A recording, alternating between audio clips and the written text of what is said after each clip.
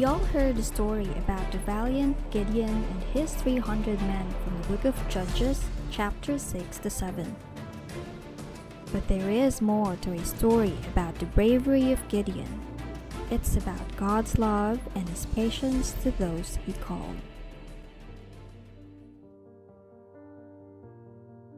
During the time of Gideon, the Israelites were delivered into the hands of the Midianites because they did evil in the sight of the Lord. They were oppressed by the Midianites in ways that they cried out to the Lord for help. So Gideon was called to save Israel. From the book of Judges, chapter 6, verses 12 and 14. And the angel of the Lord appeared to him and said to him, "The Lord is with you, you mighty man of valor." Then the Lord turned to him and said, "Go in this might of yours, and you shall save Israel from the hand of the Midianites. Have I not sent you?" From the book of Judges, chapter 7, verse 7. Then the Lord said to Gideon, "By the 300 men who lapped, I will save you and deliver the Midianites into your hand." However, Gideon's responses are full of anxiety and fear, and even questioned God's promise. Judges chapter 6 verses 13, 15, and 27. Gideon said to him, "O my Lord, if the Lord is with us, why then has all this happened to us? And where are all His miracles which our fathers told us about, saying, 'Did not the Lord bring us up from Egypt?' But now the Lord has forsaken us and delivered us into the hands of the Midianites."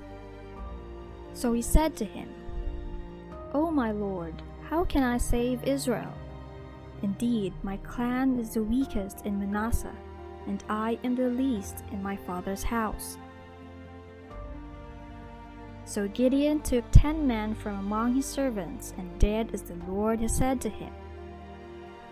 But because he feared his father's household and the men of the city too much to do it by day, he did it by night.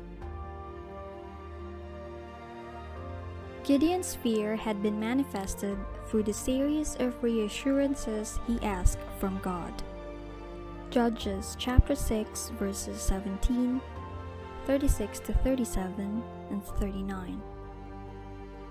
Then he said to him, "If now I have found favor in your sight, then show me a sign that it is you who talk with me." So Gideon said to God, "If you will save Israel by my hand as you have said, look, I shall put a fleece of wool on the threshing floor. If there is dew on the fleece only, and it is dry on all the ground, then I shall know that you will save Israel by my hand, as you have said." Then Gideon said to God, "Do not be angry with me, but let me speak just once more.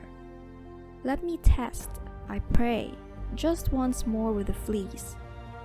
Let it now be dry only on the fleece, but on all the ground let there be dew." Came the day of the battle, and Gideon was left with only 300 men. God sees Gideon's heart even before he asked a sign.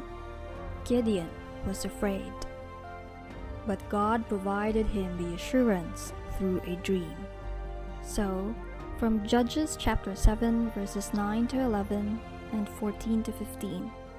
It happened on the same night that the Lord said to him, "Arise, go down against the camp, for I have delivered it into your hand. But if you are afraid to go down to the camp with Purah your servant, and you shall hear what they say. And afterward your hands shall be strengthened to go down against the camp." Then he went down with Purah his servant to the outpost of the armed men who were in the camp. Then his companion answered and said, "This is nothing else but the sword of Gideon, the son of Joash, a man of Israel.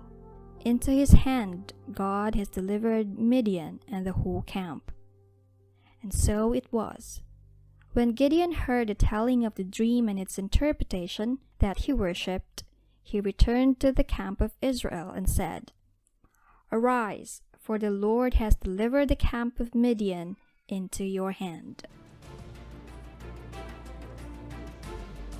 With only 300 men, trumpets, and torches, Gideon returned victorious.